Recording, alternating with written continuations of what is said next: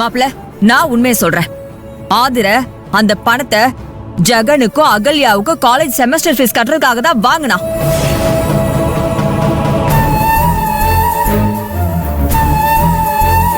College fees கட்டுறதுக்காக நான் 1 லட்சம் ரூபாய் கொடுத்தேன் மாப்ள.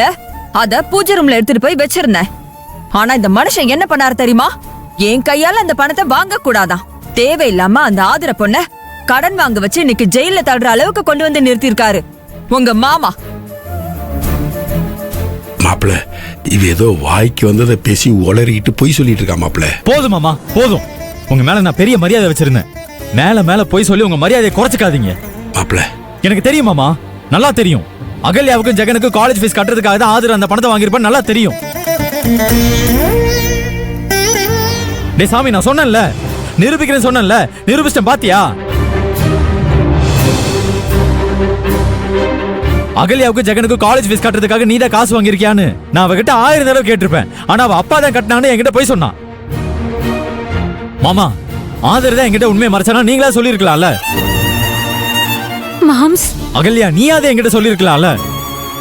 எல்லாருமே சேர்ந்து என்ன ஏமாத்திட்டீங்கல்ல. மாப்பிள, அப்படிலாம் சொல்லாதீங்க மாப்பிள. அப்படிலாம் இல்ல, அது வந்து வேற எப்படி மாமா சொல்றீங்க? எல்லாருமே சேர்ந்து என்ன முட்டாளாக்கிட்டீங்கல்ல. ரொம்ப சந்தோஷம், ரொம்ப ரொம்ப சந்தோஷம். வாடா மாப்பிள. மாப்பிள, மாப்பிள, மாப்பிள, மாப்பிள நில்லுங்க மாப்பிள.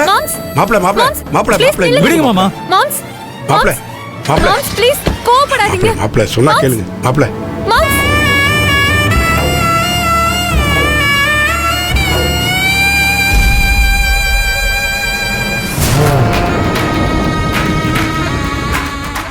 என் பசங்களை என்கிட்ட இருந்து பிரிக்கணும்னு நினைச்சல.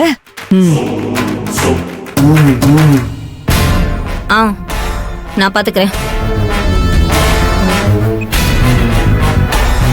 என்ன கோமதி, டாக்டர் என்ன சொன்னாங்க? பயப்படுற மாதிரி ஒண்ணும் இல்லல? அதெல்லாம் ஒண்ணும் இல்ல மேடம்.